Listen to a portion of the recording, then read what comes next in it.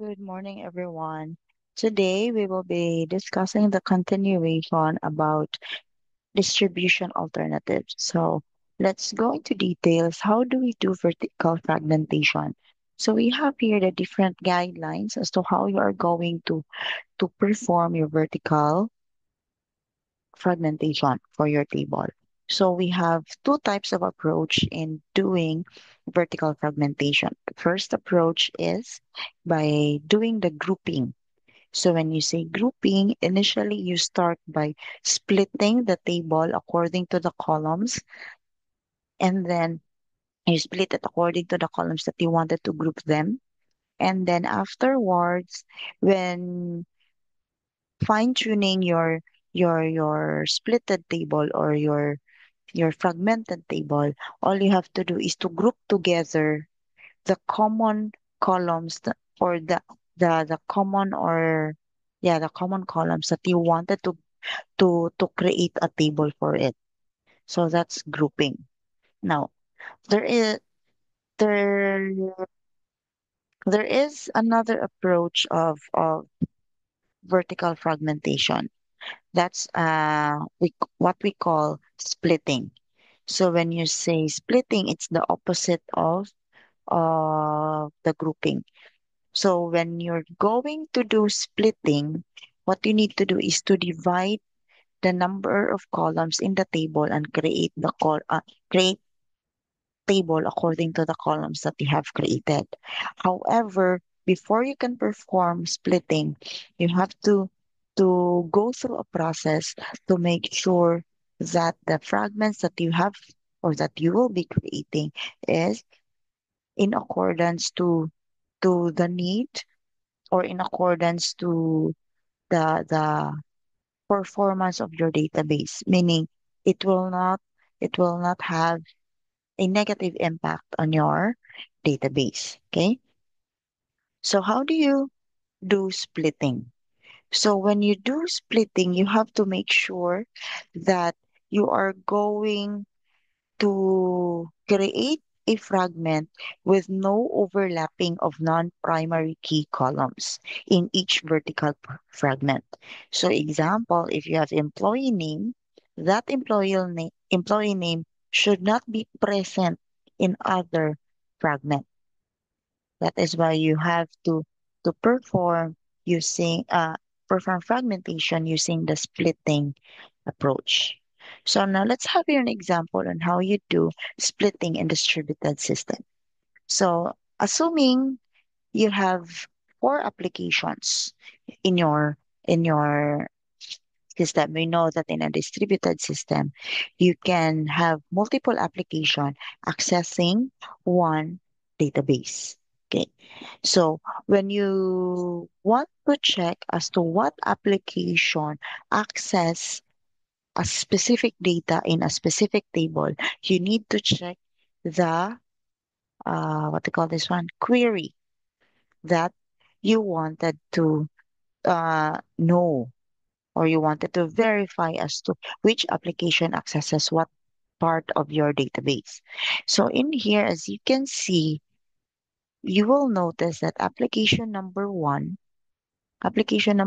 is accessing the table T, particularly particularly the column C4 and C1, because your query says that you are going to select C1 from T where C4 is equal to 100. So in this case, you are going to access column C1 and C4 from table T. Now for the second application, up to, you are going to access the column C4 from the same table T. The same with application 3, you are going to update table T for the specific columns C3 and C2. In application 4, you are going to update table T for columns C1 and C5. Okay, so why is it important to know or to look at the query of your database? in each application, because this is the basis on how you are going to split your or to do splitting in your table and be able to derive the most appropriate vertical fragment. Okay. So once we identify what table access is being accessed by an application, and particularly in what column it is accessing, then you can do, or you can have the usage matrix. So what is a usage matrix? So a usage matrix is, it looks like this. Okay. So you're just going to assign a Boolean number that's true or false, one for true, zero for false, in each application according to the column it is accessing. So as you can see, for the columns you have C1, C2, and C3, and C4. And for the rows, you have here the applications. Okay, so you have application 1, 2, 3, and 4. So if you recall the query from application 1, you are going to access column 1 and column 4. That is why you put 1 under column 1 for AP1 and 1 under column 4. So the same the same as with application 2, which only accesses column 4 from table T. And then application 3, it accesses, as you can see, C3 and C2. So you have your one for C2 and one for C3. Application 4 accesses C1 and C3. Now all the rest, all the other columns that are or that were not accessed by an application, all you have to do is to place zero in it, meaning no access at a certain period of time. Right? Now, given the usage matrix, this usage matrix alone will not tell you how distributed database works. So you are going to further expand this matrix to know how often does application 1 accesses table 1, particularly in columns 1 and column 4, and which site. We know that in a distributed database, each database is located in different site, right? Each copy of the database. So in order for this usage matrix to reflect a distributed distribution, then you have to expand the matrix. You have to know how often does an application accesses these columns. Okay. So how often, meaning how often is column 1 and column 4 is accessed by application 1 at a given period of time? Maybe in an hour, in how many minutes? There is a certain period. So to have that, we need to know how often. So there will be an indication as to how your or how many times your application accesses your table or your database. So in here, you have here, you have to add on alongside with your column the access frequency, meaning that application 1 accesses C1 and C4 three times in a given period. So example, say application 1, it is going to access columns 1 and 4 in every hour three times. So example na siya. So that's what access frequency means. So up to also means that it it is accessing C4, column 4, seven times in a period. App 3 is accessing C2 and C3 four times in a given period. And then app 4 is accessing C1 and C3 three times in a given period.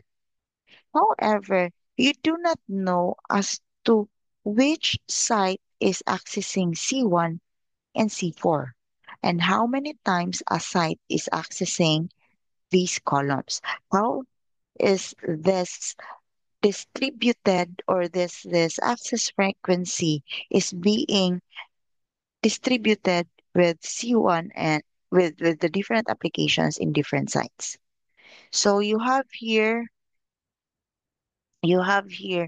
the the situation on how you're going to plot the expanded usage matrix with its appropriate access frequency.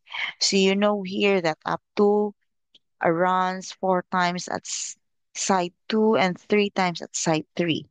So to give an example, you have here. So in this case, we know that the access frequency based here, okay, let's see. Based here is that up 1 accesses C1 and C4 three times. Up to 7, up 3, 4, and up 4, 3. Now, if you do this, if you wanted to know the details of your access frequency with respect to the site accessing your application, then we have this table. So we know that application 1, 2, and 3, 4 are accessing the column C1 to C4. And we know that the access frequency for up 1 is 3, 7, 4, and 3 from up 1 to A4 respectively. Okay, so we wanted to know how is the 3 times in a period being distributed in up 1 with respect to its site. So example, we have a 4 site distributed system. So site 1 is accessing, or site 1 is running up 1 that will access C1 and C4 in a given period.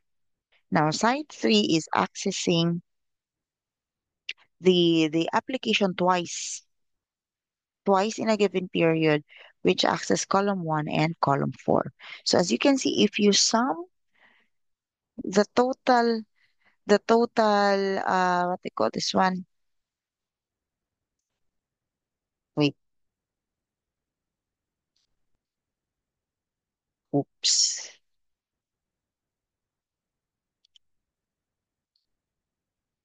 So if you are going to sum the total number of access per site, you will have the 3, 7, 4, and 3. Okay? So, mo ni siya ang expansion of your access frequency, meaning the details of what sites are accessing the app or using the app and accessing the tables in a given period of time. So meaning na ako diri si site 1, ginaran siya ni application 1 for a given period of time, kaisa para ma-access ni si C1 o si C4. Si Site 3, kaduhan niya ginaran si Application 1 nga mo access kang C1 o C4. Diri na pud kang up to, si Site 2, kaupat niya ginaparan si up to access C4.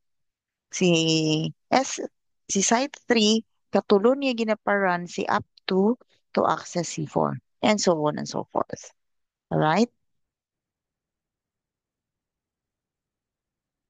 So, by adding the access frequencies, you know the affinity or the closeness of each column with the other columns referenced by the same application. Meaning, pag masum mo ang total affinity in each row for all sides, makabalo ka, you will know the closeness or the affinity, ang kaduulon niya sa other columns nga ginagamit sa the same application. Okay? So let us process your affinity matrix. Okay, so kung i-process nimo siya, mahimo siyang ingon ani. I-convert din nimo siya to, instead of using up 1, 2, and 3, you can just replace this by C1, C2, C3, and C4. Because regardless of the application, we know that that particular column was being accessed by a certain site in a given period of time. Okay? So meaning, regardless kung unsa na siya nga application, kabalo ta nga ga-access gyud na siya ni column 1 o column 2 three times in different site locations. Kabalo, regardless of the site location also. So to do the affinity matrix, you have to plot the affinity matrix along with the diagonal here. So how do we do this? So ato siyang, let's have another sample for this. Let's have the side by side so that it will be easier for you to understand what is happening.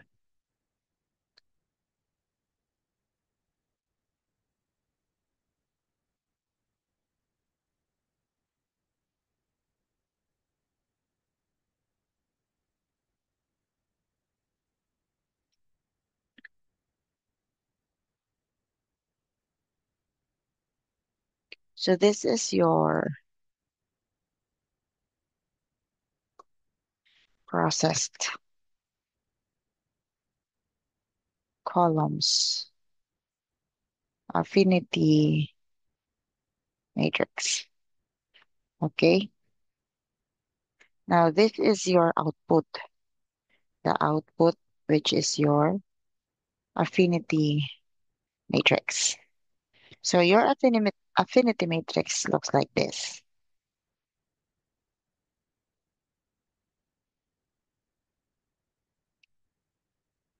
Okay.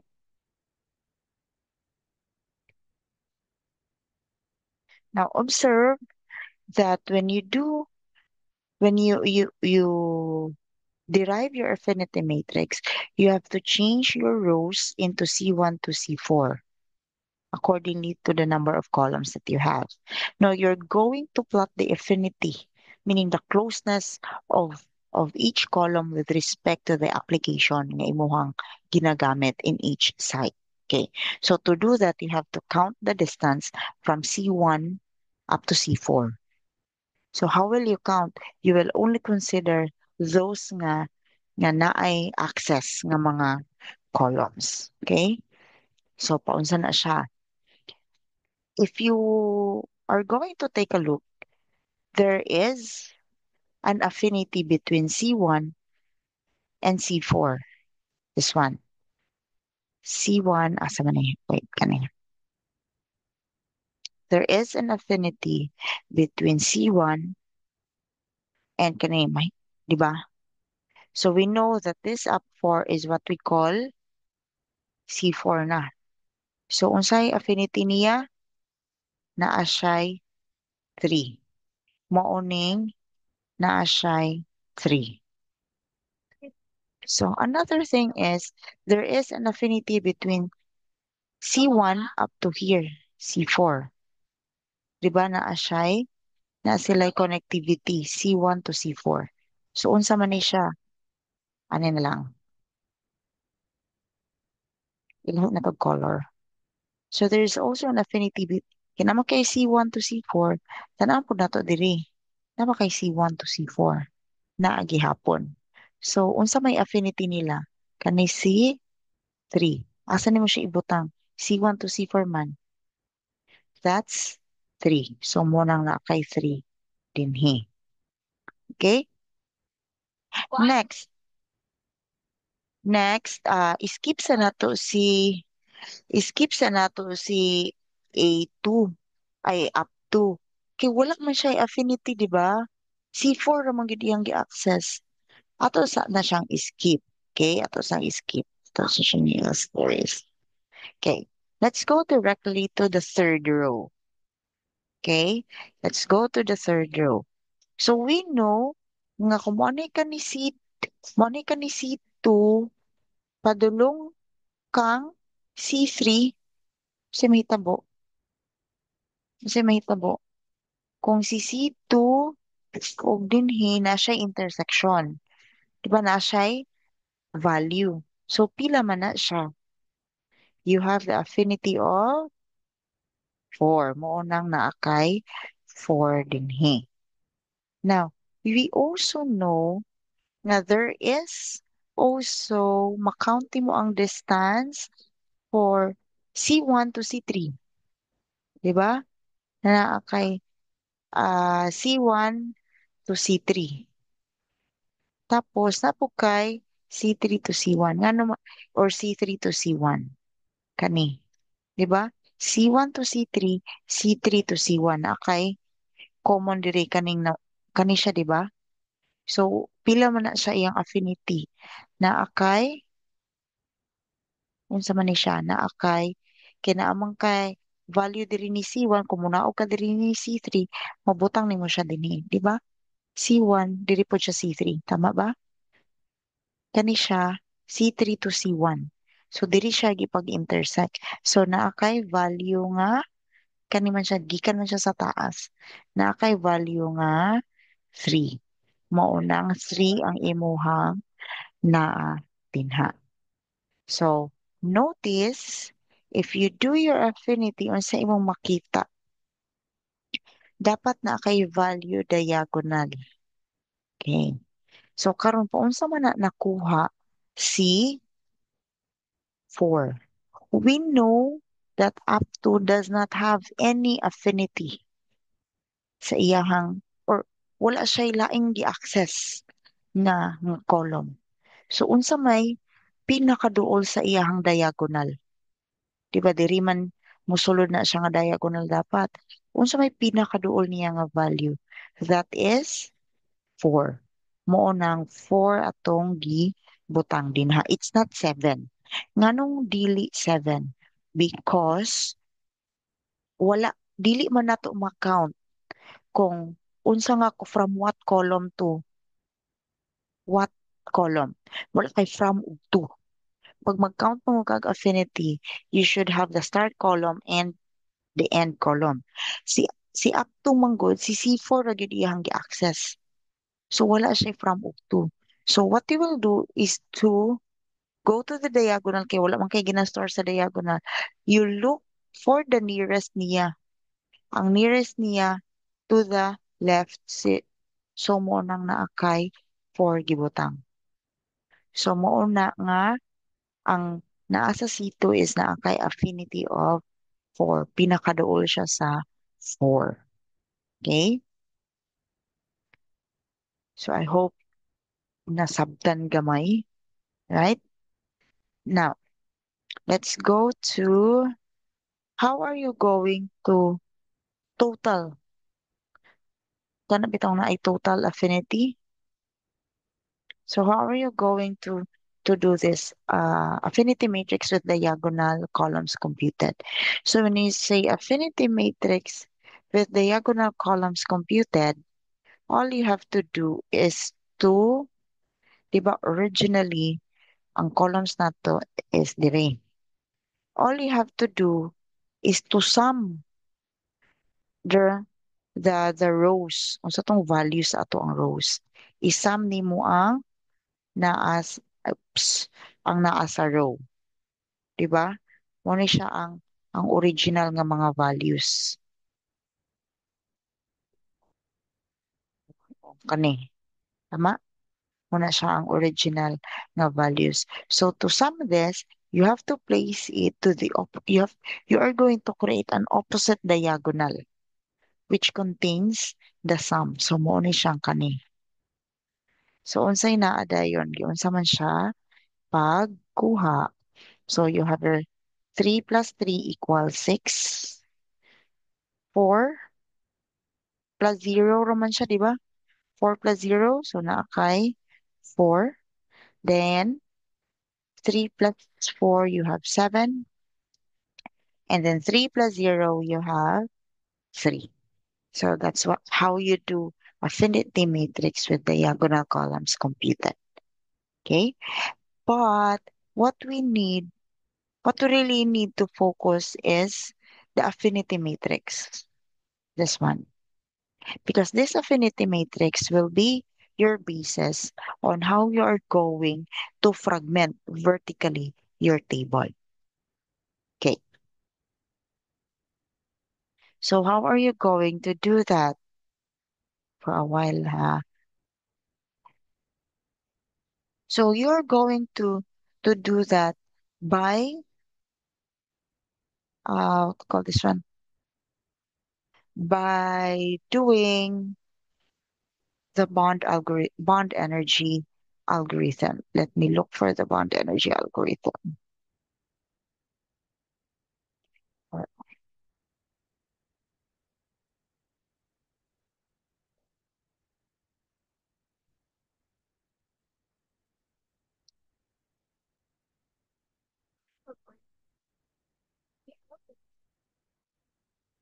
Okay, so let's go with bond energy algorithm. Okay, for a while. So this bond energy algorithm, we call it BEA. Okay, this bond energy algorithm is used for you to derive your vertical fragments for the table. So when you are going to perform bond algorithm, you need an input, which is your affinity matrix, so that it will be your basis on how you are going to organize your fragments, to organize the columns of your fragments. Okay, so let let us check on what are the steps in in in performing the bond energy algorithm. So there are steps. Number one is you have to have the affinity matrix. That is why it is important that you know how to derive an affinity matrix given the access frequency and the usage matrix. Okay. Now, good if affinity matrix is already given, meaning you just have to perform the bond energy algorithm directly. However, if the case is that you are only given the usage matrix and the access frequency per site, then you have to derive the affinity matrix. Okay, so you need to work with affinity matrix and have it as an input in your bond energy algorithm. Now, next is you are going to select the first column, which will become your base for your fragment. Now, how are you going to select your first column? All you have to do is to sum all the values in each rows. Okay, sum all the values in each rows. And the row, yeah, the row that will have the highest total will become, kung asa siya natungod, will become your first column. Okay, now, next step is uh, after identifying your base column, then you are going to insert other columns. Okay. So by inserting other columns, you are going to compute the bond energy between each columns with respect to your base column. So there is a formula on how to do your bond energy computation. So you are going to do it like this. This is how you're going to compute bond energy. Okay. So bond energy is equal to the affinity of column J, column I, plus the affinity of C sub I up to C sub K. Okay. So let's continue. So then we also have here the iterative placement, meaning you're going to repeat the insertion of the columns accordingly until ma-process na to ang tanan nga columns in your table. Okay? So let's have an example for you to have a clear picture of how bond energy algorithm works. So example, you have tables with column C1 to C4, and you have these affinities. Okay. So this is an example of an affinity matrix already given so that you can process it in your bond energy algorithm. So you have here your affinity matrix as your input. So that's step one. Step two is to identify the first column. So to identify the first column, all you have to do is to sum all the values sa isa ka row. Okay? So, paunsa siya nato ibutang, di ba? Dapat makaproduce ta adtong na ay diagonal nga part. Katong ato siya i-total bakit bitong computed total affinity matrix with computed diagonal columns. Okay. So paunsa nato ni siya buhaton. So naa ka dire 2 plus 3 plus 4 is 9. So diri ni mo na ibutang ang 9. Okay, so column 1 is now pila naman ni siya? 9. Diri 9 ang iyang computation. Okay. Now, you you move to column 2 with respect to row 2. So 2 plus 1, 2 plus 0 plus 1 plus 0 is equal to 3. So diri ni mo na siya ibutang 3. Okay. Next, you have C3. So you have 3 plus 1 plus 0 plus 3 that is equal to 6. So na ako 6 din ang dapita. Okay. Sunod, let's go with C4. So you have 4 plus 0 plus 2 plus 0. That's equal to 4 plus 2, ay 4 plus 0 plus 2 plus 0. That's equal to 6. So among the total, it is C1 who has the highest value. Diba? So our first column is, or the base column is C1. Okay? Now, let's proceed with inserting another column side by side with C1. So, paunsa na siya buhaton. So, you're going to compute the bond energy between columns with respect to C1. Kay si C1 man ang atong base. So, tanan yun with respect to C1. So, ang pag-compute is C1 to C2. This is C1 to C2. That's, pila man na siya? 2. C1 to C3, that's 3. Di ba C1 to C2, this one, oh. C1 to C2, with respect man ta kang C1, di ba? That's 2. Okay? Sunod, unsa man ni siya? C1 to C3. So, naano po ka dire? Okay. C1 to C3, that's 3. Okay? Next is, unsa man ni C1 to C4. So, that is C1 to C4. So, asa may highest value? C4. Mo nang you're going to put next to C1 is C4. Always yun mo i-consider ang naay pinakataas nga total affinity. Okay? So now, what you're going to do is to insert columns between C1 and C4. Ngano between C1 and C4 man?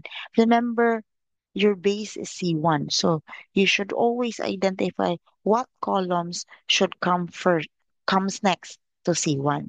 So stay put na ni si C4 kay kabalo man ta nga mao na siya ang next highest total affinity. So what we are going to do now is to insert columns between C1 and C4. So how do we do that? So how we do that? Let's have this. Step number 4. So you're going to compute the bond energy in each column with respect to C1. So you're going to evaluate where to place another column next to either C1 or C4 by maximizing the bond energy. Okay. So bond energy, you're going to insert, you are now considering C2. Okay. You are going to consider C2. So you have to insert C2 between C1 and C4. So how do you compute? Na kay C1, C2 plus affinity of C2, C4. So, pila man ni siya? C1 and C2 na kay 2. Asa man na siya? C1 o C2. Tapos, naa kay C2 o C4. C2, C4. Naa kay, pila man na siya? C2, mali. C2 and C2, this one. C2, kani siya C2 to C4. So, you have 0. So, ang intersection nila ha 0. Now, next, you're going to compute the bond energy that you are for C3 between C1 and C4. So, unsa man siya? C1 and C3. So, sinahitabo ni C1 and C3. C1 and C3. C1, C3. Naakay 3. Sunod, C3 and C4. C3, C4. So you have 2. So which one has the highest affinity? C2 or C3? So we have 2 versus 5. So we have C3 has highest bond energy. So we insert C3 between C1 and C4. All right? Okay. Next, napatay na bilin. Kaya di ba nag-compute na ta for C2 and C3 with respect to C1. So you just have to continue it. So you are now going to compute the affinity of C2 between C1 and C3. Kaya di ba ganina, between C1 and C4 man. Karon, between C1 and C3 na po. Kaya na naman tayo bago nga, ano sa'yo tawag, ani, bago nga, or updated na positioning. Okay. So with respect na po to, we are now going to compute what we need to insert between C1 and C3. Okay, so the remaining column na lang kay si C2 ang wala na to na process. So i-process na to ang bond energy for C2. Okay, for C2. So you're going to compute C1 to C2. So naakay 2. Okay? Muna siyang 2. Sunod, C2 to C3. Mali. C2 to C3. C3. Diba? To C3. Here. Naakay 1. So naakay 3. Okay? Next is na you are going to compute the bond algorithm for C2 between C4 and, I mean C3 and C4. So, saan ay buhaton nimo? C3, C2. C3, isa to ako ang mali. C3, C2 na ako'y 1. Okay. Next is C2, C2 padulong C4. Kani siya. Na kay 0. So, isum mo. So, C2 has a greater bond energy when it is calculated between C with respect to C1 and C3. So you are going to insert C2 between C1 and C3. So your final output will now be saman. Final output will now be C1, C2, and C3. So your what do you call this one? Your first fragment is C1, C2, C3. We know that C4 mo na siyang na-next nga pinaka-highest nga what they call this one? Bond algorithm based atong bond algorithm, bond energy katong after selecting the first uh, column. So separate po siya nga fragment. Kaya wala man kayo na-insert after niya. So you have here now a fragment for this one fragment and another fragment for this output. So that's how you compute bond energy algorithm. So given the table with column C1 to C4, then you can have fragment, what they call this one? You can have fragment with respect to C1, C2, and C3 and C4. Okay? So that's for bond energy algorithm. Now, so that's how you're going to process your vertical fragmentation by doing the splitting approach. So for you to check as to the correctness of your what they call this one, the correctness of your vertical fragment, you are going to make sure that all the fragmented table will be reconstructed by performing the join operation. So that's how you're going to check. So when you're going to check also, you have to make sure that you can reconstruct it. Dapat maka-reconstruct ka by performing join. And uh, before you can reconstruct, or you can only reconstruct if there is a shared primary key for each fragmented table. And once you are going to perform reconstruction, you will have there table, the complete data in the table. Okay, that's for vertical fragmentation. Now, for horizontal fragmentation, there is no dili siyang anak kahasol.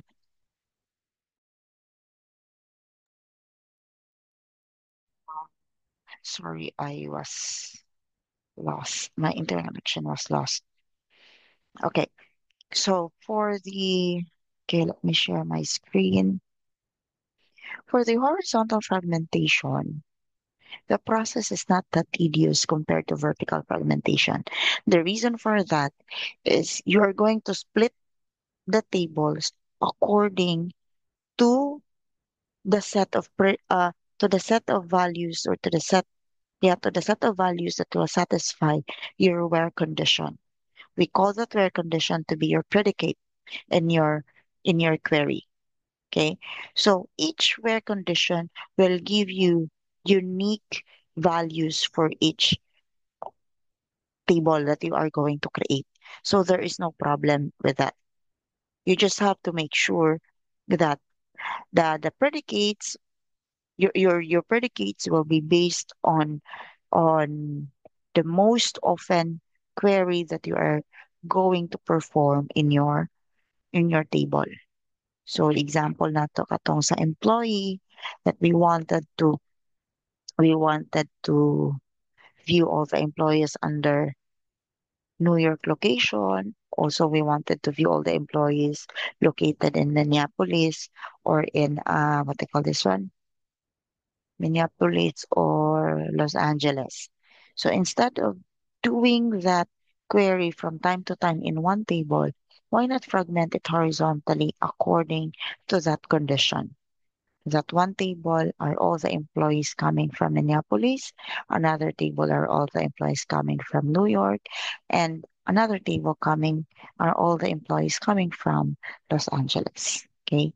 So to make sure that your horizontal fragment is correct, you just have to make sure that you can perform union operator to reconstruct all these fragments. Okay. So your what they call this one? Your fragment, I mean your fragments, your predicates will contain these comparison operators. You have your equal, greater than, less than, greater than or equal, and less than or equal, or even the not equal condition.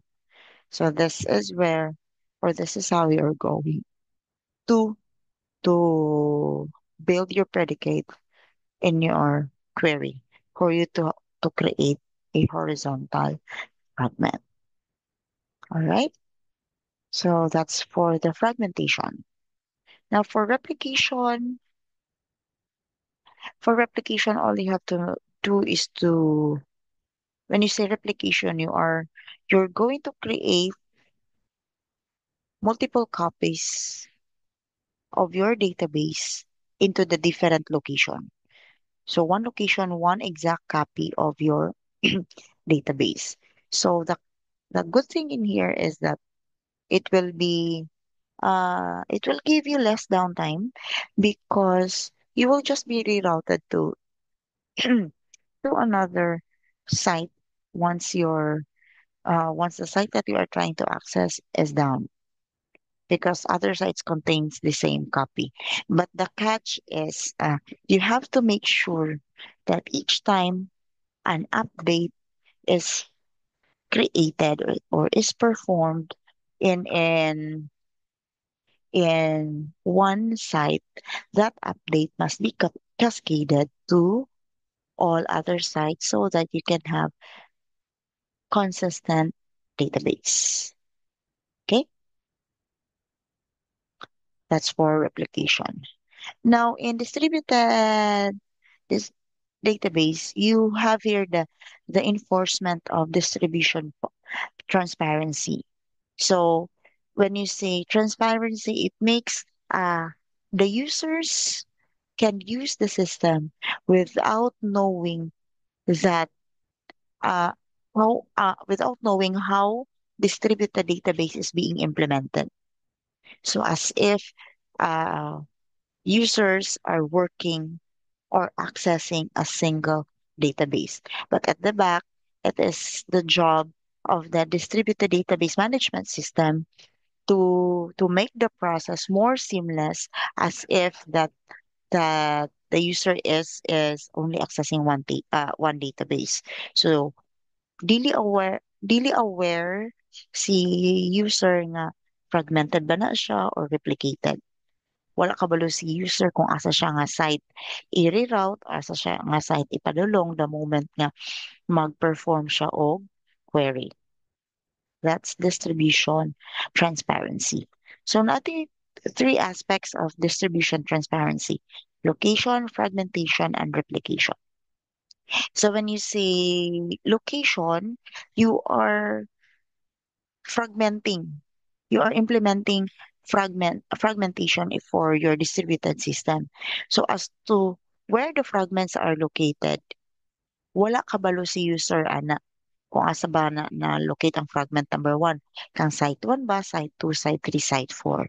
Basta kay maka-query si user as if nga single database. So that's for location transparency. Now, when you say uh, wala siya kabalo kung asang nabutang, the same po na siya sa replication kung asa nga site. So, dili magproblema si user kung kang site number 1 ba kumupadulong, if I am going to perform this query. No, the user will just perform the query.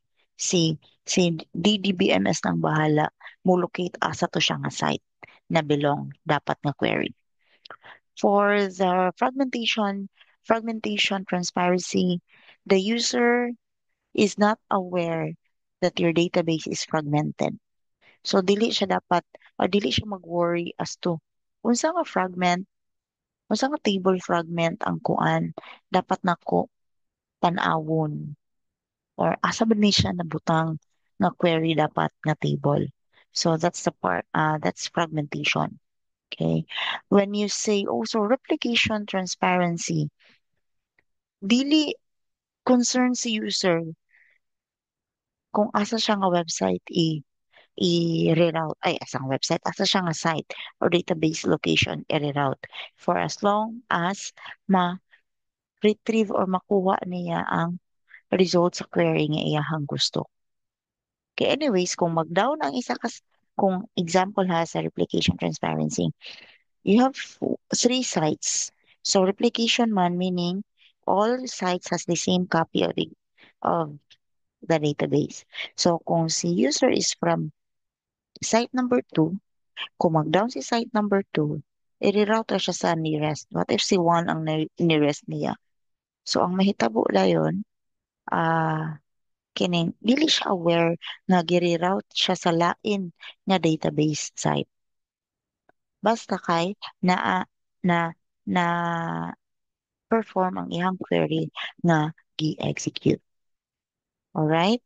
So, that's for distribution transparency.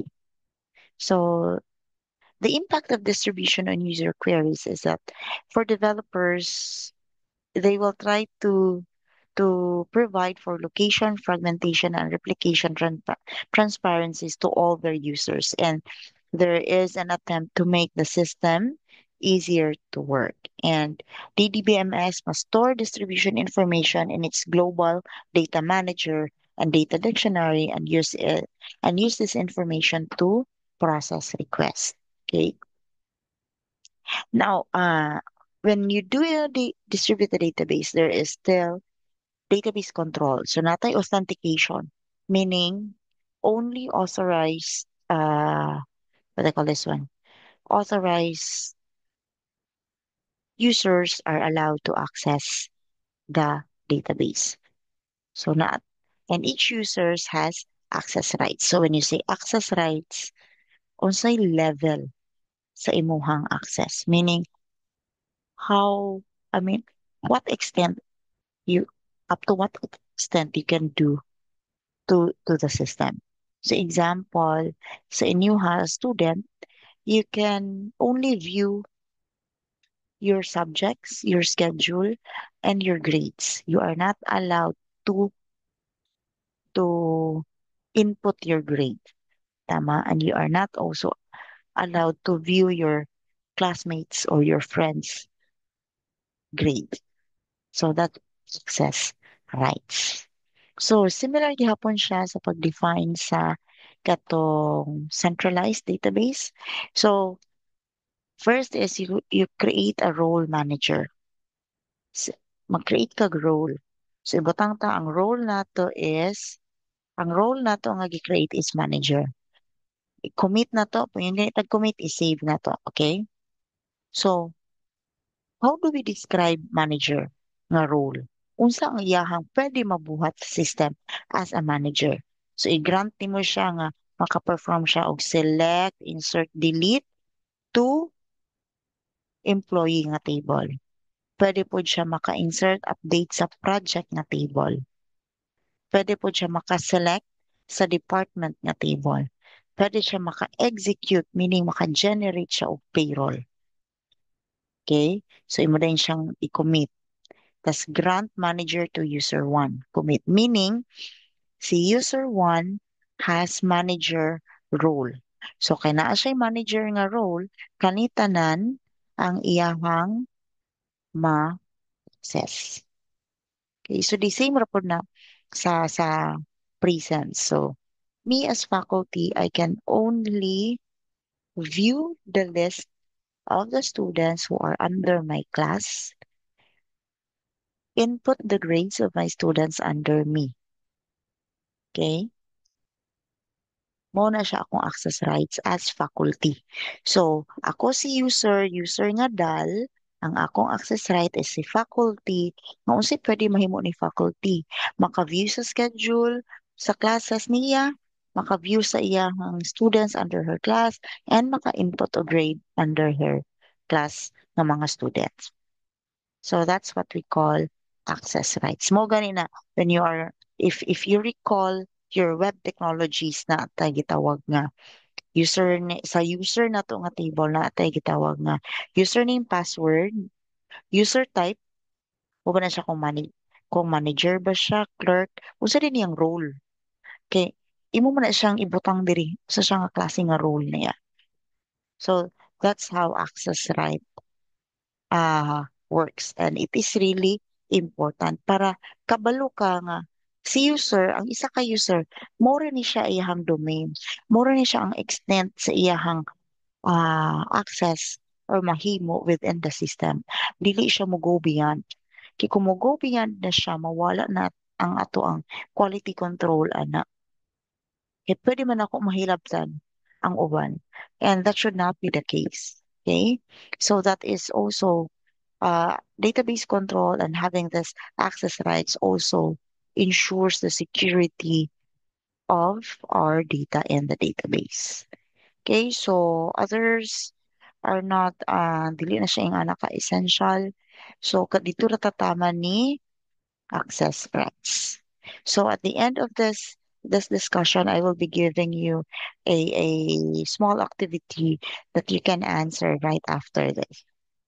So, I'll see you next meeting, and I hope that uh, you will have now a clearer understanding of what data distribution is all about. So thank you and have a good day.